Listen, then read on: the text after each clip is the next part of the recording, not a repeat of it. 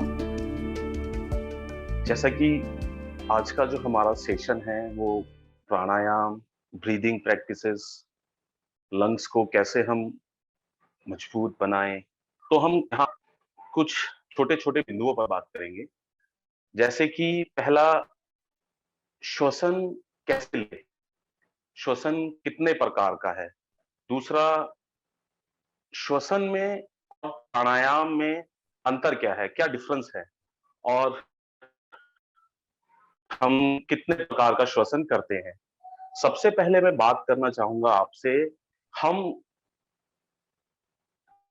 1 minute में लगभग 15 से 18 बार श्वसन करते हैं। उस 15 से 18 में हम श्वास लेना व छोड़ना कर रहे हैं।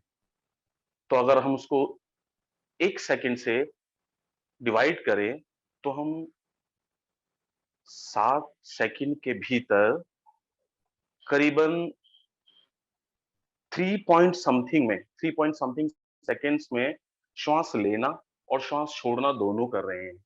लगभग 1 पॉइंट समथिंग सेकेंड्स में हमने श्वास लिया भी और 1 पॉइंट समथिंग सेकेंड्स में श्वास छोड़ा भी। ऐसा मानना है, यदि ऐसा संभव हो इनको बाहर निकाल दिया जाए और इनको भरा जाए तो कहते हैं कि ये एक टेनिस के कोर्ट को भी घेर सकते हैं। और हम इन्हें भरना चाह रहे हैं 1.66 सेकेंड्स में, इतने छोटे समय में। जिससे कि हुआ क्या, जितनी ऑक्सीजन हमारे लंग्स को चाहिए उतनी मिली नहीं, और ऑक्सीजन नहीं मिल पाई तो क्या हुआ, शरीर में ऊर्जा का निर्माण जितना होना चाहिए वो नहीं हुआ। ऊर्जा का निर्माण ना होने के कारण क्या हुआ, हमारी रोग प्रतिरोधक क्षमता कम होती चली गई, रोग से लड़ने की जो पावर है वो कम होती चली गई। जिससे कि आप आज देखेंगे जो ये डिजीज है जिसने एक बहुत बड़ी महामारी का रूप ले लिया है, कोविड, ये इसने सीधा हमारे कहा किस ऑर्गन को हिट किया, इसने सीधा हिट किया हमारे लंग्स को। इसने क्या किया, हमारी ऑक्सीजन के लेवल को घटा दिया, शरीर की प्रतिरोधक क्षमता को कम कर दिया। जिनकी शरीर की प्रतिरोधक क्षमता अच्छी थी, शरीर में ऑक्सीजन का जो ट्रांसपोरेशन था वो अच्छा था, वो इससे बाहर निकल गए या इसकी चपेट में नहीं आए। और जिनका ऑक्सीजन ट्रांसपोरेशन कम था, रोग प्रतिरोधक क्षमता कम थी, वो इसकी चपेट में आ गए और कुछ अभी भी सफर कर रहे हैं। तो मैं यहाँ आपको बताना चाहूंगा आज कि हमें श्वसन कैसे किया जाना चाहिए। श्वसन देखिए सबसे पहले तो 3 प्रकार से होता है। आपने भी देखा होगा, बस आपने कभी नोटिस नहीं किया। आप कभी बच्चे को देखिएगा, छोटा बच्चा 6 महीने का, वो पेट से श्वास लेता है। जब श्वास करता है लेना छोड़ना तो अपने एब्डोमिनल को यूज करता है, पेट को अंदर बाहर। जानवर को देखिएगा, वो भी जब श्वास लेना छोड़ना करते हैं तो अपने पेट को ज्यादा यूज करते हैं। दूसरा जो हम श्वसन करते हैं, पहला हुआ हमारा पेट से, दूसरा श्वसन हम जो पूरा दिन करते हैं अपनी छाती से, थोरैसिक से, इस हिस्से से। तीसरा जो श्वसन है वो है हमारी कैल्विक, ये हिस्सा। आपने कभी नोटिस किया होगा, जब आप दौड़ आते हो या स्किपिंग करते हो तो हमारे कंधे भी ऊपर नीचे मूव करते हैं, हमारे लंग्स क्योंकि यहाँ तक है। जिससे कि श्वास, जब आप दौड़ कर आए, आपने स्कीपिंग करा, कंधे इसलिए ऊपर नीचे होते हैं जिससे कि आप ऑक्सीजन ज्यादा ले सके, ऊपर तक भर सके। यह हुई 3 तरीके की श्वसन क्रिया, पहली एब्डोमिनल, दूसरी थोरैसिक, तीसरी कैल्विक। इन तीनों को मिलाकर हम करते हैं योगिक श्वास प्रश्वास। इन तीनों का जो मिश्रण है, कॉम्बिनेशन है, वह है यौगिक श्वास प्रश्वास। सबसे पहले आपकी श्वास प्रश्वास की क्रिया सही होनी चाहिए, तब आप ऑक्सीजन को ज्यादा से ज्यादा शरीर में एब्जॉर्ब कर पाएंगे, उसको कंज्यूम कर पाएंगे, ज्यादा से ज्यादा शरीर से कार्बन डाइऑक्साइड बाहर निकाल पाएंगे। अब आप पहले एक बात देखिएगा, बस हमें यौगिक श्वास प्रश्वास में करना क्या होता है। आप किसी भी ध्यानात्मक आसन में आप बैठ जाएं, स्वस्तिकासन, वज्रासन, पद्मासन, शिथिल हो जाए, आराम से बैठे, आपकी कमर सीधी हो, कंधे ढीले हो, गर्दन सीधी हो, आंखें बंद करें, ज्ञान मुद्रा करें, अंजलि मुद्रा करें, किसी भी एक मुद्रा में ध्यानस्थ बैठ जाएं। सबसे पहले क्या करें, श्वास लेना शुरू करें। श्वास लेते समय पेट बाहर आना चाहिए, सीना फैले, कंधे फैले। श्वास भरते समय पेट फूला, सीना फैला, कंधे फैले। अब श्वास छोड़ते समय इसका उल्टा, ऊपर से नीचे की ओर। सबसे पहले कंधे ढीले, सीना ढीला छोड़े और पेट को अंदर ले जाएं। फिर से श्वास लेते समय पेट फुलाया, सीना फैलाया, कंधे फैलाएं। श्वास धीरे धीरे छोड़े, कंधे ढीले, सीना ढीला और पेट अंदर खींचा। यह हुआ यौगिक श्वास प्रश्वास। जितना लंबा आप, जितना गहरा श्वास भर सकते हैं उतना गहरा श्वास भरे। कोशिश करें अपनी क्षमता के अनुसार, अपनी कैपेसिटी के अकॉर्डिंग श्वास को भीतर रोकें। जितना रोक सकते हैं, आपको बस एक्सेशन ना लगे। ऐसा ना हो कि आपने बहुत श्वास ले लिया और उसको बहुत रोक लिया और फिर बाद में आपको एक्सेशन लग रहा है। ऐसा ना हो। श्वास भरे लंबा गहरा और अपनी क्षमता के अनुसार रोके उसे भीतर और फिर उसे धीरे धीरे बाहर छोड़े। जैसे एक बाल्टी में पानी भरता है, नीचे से ऊपर की ओर भरा, वैसे जब खाली होता है तो ऊपर से नीचे की ओर। श्वास जब भर रहे हैं तो पेट से सीना और कैलविक, जब खाली कर रहे हैं तो कंधे ढीले, सीना ढीला और पेट अंदर ले गए। यह हुआ आपका यौगिक श्वास प्रश्वास। जितना लंबा गहरा हो उतना लंबा गहरा करें। अब हम बात करते हैं, जो हम पूरा दिन श्वसन करते हैं उसमें और प्राणायाम में अंतर क्या है, डिफरेंस क्या है। नाक भी वही, एटमॉस्फेयर में ऑक्सीजन भी वही और हम भी वही, हमारे लंग्स भी वही। बदल क्या जाता है, यहाँ एक बहुत इंपॉर्टेंट चीज है, वो है हमारी अवेयरनेस। जो पूरा दिन हम ब्रीदिंग करते हैं वो इनवॉलेंट्री करते हैं, बिना अवेयरनेस के करते हैं। वहां हमारी अवेयरनेस श्वास के साथ जुड़ी नहीं होती। उससे होता क्या है, जब हमारी अवेयरनेस हमारी ब्रीदिंग के साथ नहीं जुड़ी होती तो उसका जो गवर्नर है, जो उसको कंट्रोल करता है, वो हमारा मेड्यूला ऑब्लंगेटा है, हमारे मस्तिष्क का पक्षीय भाग, पिछला हिस्सा, जहां से हमारी स्पाइनल कॉर्ड शुरू होती है। उसका कार्य क्या है, उसका कार्य है शरीर के अंदर सारी ऑटोनॉमिक सिस्टम्स की जो क्रियाएं हैं, जैसे दिल का धड़कना, लीवर का, श्वसन का, उन कार्य को निभाना, सारे ऑटोनॉमिक कार्य हमारी मेड्यूला ऑब्लंगेटा का। जब हम श्वास बिना अवेयरनेस के भर रहे हैं तो गवर्नर मेडुला ऑब्लंगेटा हुआ। अब जब हम श्वास को अवेयरनेस के साथ ले रहे हैं, अवेयरनेस के साथ छोड़ रहे हैं, तो गवर्नर शिफ्ट होकर हमारे सेरेब्रल कॉर्टेक्स में आ जाता है। सेरेब्रल कॉर्टेक्स हमारा रिस्पॉन्सिबल है हमारी हाई थिंकिंग्स के लिए, अलर्टनेस के लिए, एकाग्रता के लिए। इसलिए कहते हैं कि लंबा गहरा श्वास भरे, लंबा गहरा श्वास छोड़े। यह आपको शरीर के साथ साथ आपको चित्त को भी शांत करता है। आप कभी नोटिस करके देखना, चाहे तो अभी भी कर कर देख सकते हैं आप जब कुछ सोचना शुरू करते हैं या कुछ मेमोराइज करना शुरू करते हैं, आप मेमोराइज करके देखें अपने पिछले किसी एक दिन का। जैसे ही आप मेमोराइज करना शुरू करेंगे आपकी श्वास रुक जाएगी। चलती श्वास में आप मेमोराइज नहीं कर सकते। तो इसका मतलब यह हुआ कि जितना हम डीप ब्रेथ करते जाएंगे, जितना हम अच्छा डीप ब्रेथ करेंगे, उतना हम एकाग्र भी होते जाएंगे, कंसंट्रेट होंगे। दोनों पक्ष हमने बात की। श्वास कैसे लेना है आपको, कैसे छोड़ना है आपको, कितने तरीके से हम श्वास ले सकते हैं, छोड़ सकते हैं।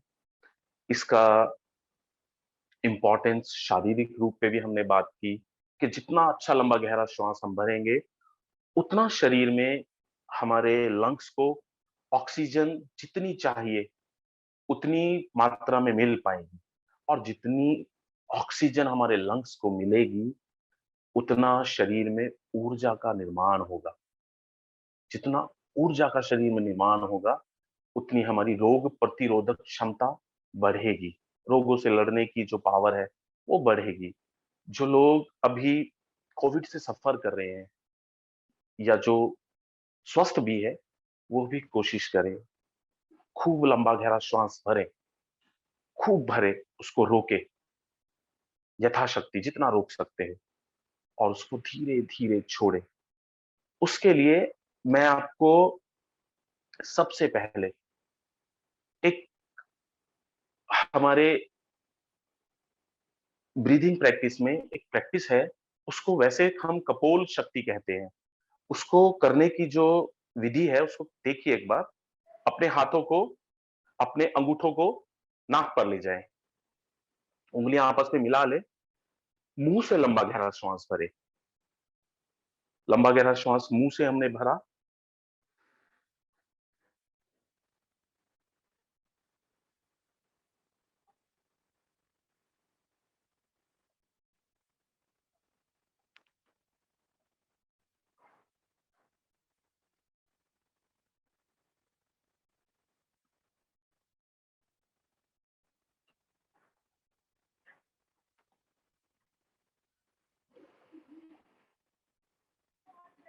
नाक से उसको निकाल दे, मुंह से श्वास भरते हुए अपने गाल फुलाए और गर्दन को लॉक कर ले, नीचे झुका ले। और जब श्वास छोड़ना हो, तो पहले गर्दन को वापस लाए, अंगूठों नाक से हटाए और धीरे से नाक से श्वास बाहर निकाले। ध्यान रखें, अपनी नाक को ज्यादा दबाए ना अंगूठे से। एक बार हम फिर से करके देखते हैं।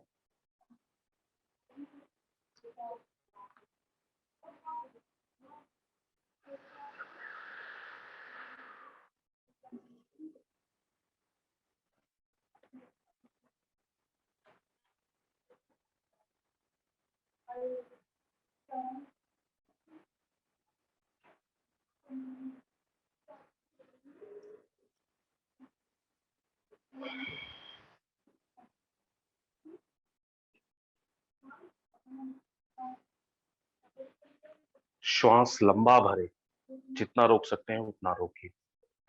दूसरी क्रिया हम क्या करें, श्वास भरे कैसे, बहुत छोटे छोटे टुकड़ों में। एक बार श्वास भरे, साथ में करें मेरे। श्वास भरे, फिर से भरे, फिर से भरे, फिर भरे, फिर भरे, फिर एक बार भरे। अब रोके।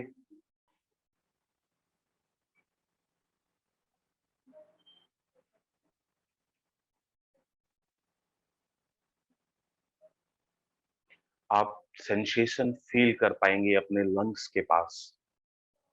एक बार फिर से करते हैं।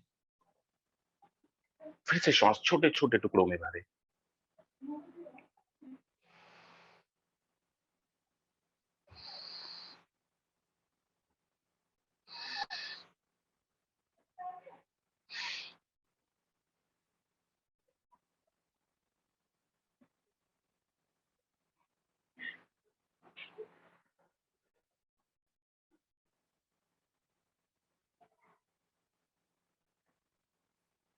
और जो लोग अभ्यासी है या जो लोग कुछ प्रैक्टिस करते हैं, वो श्वास को बाहर छोड़ने के बाद भी श्वास को रोके, पेट को अंदर खींचे।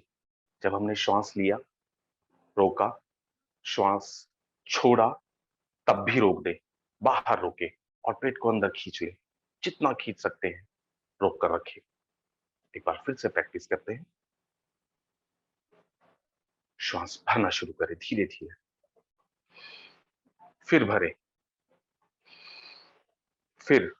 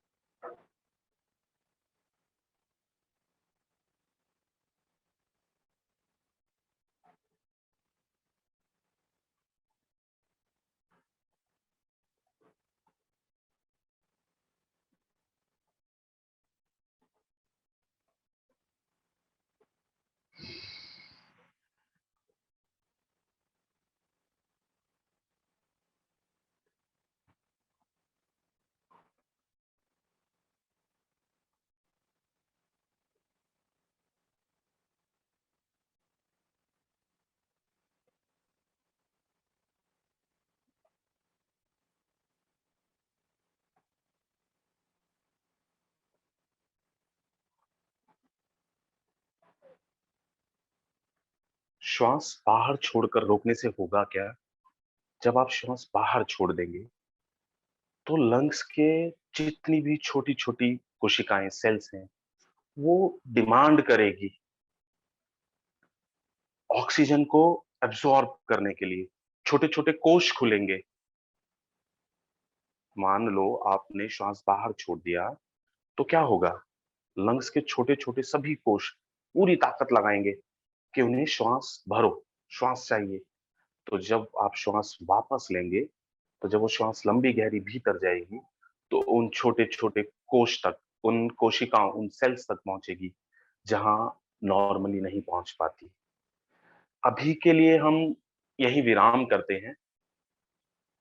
हम अपने अगले सेशन में बात करेंगे कुछ और अभ्यासों की, अनुलोम-विलोम, उज्जाई, भ्रामरी, इनसे हम कैसे अपने आप को फिट रख सकते हैं या स्वस्थ रख सकते हैं।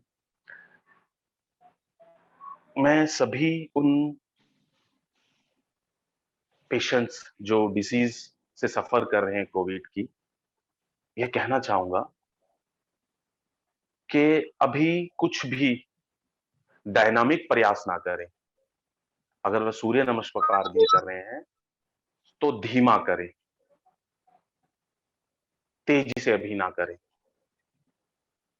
और जितना हो सकता है, श्वास की क्रिया करें, जिसमें कि बलून को फुलाना, लंबा गहरा श्वास भरना, लंबा गहरा श्वास छोड़ना। आगे हम अपने बाकी अभ्यासों के बारे में बात करेंगे। अभी के लिए यहीं विराम देते हैं। आपको सभी को अच्छे स्वास्थ्य की मेरी शुभकामनाएँ हैं। आप स्वस्थ रहें, ध्यान रखें अपना सभी का। सभी को फिर से एक बार मेरा प्रणाम।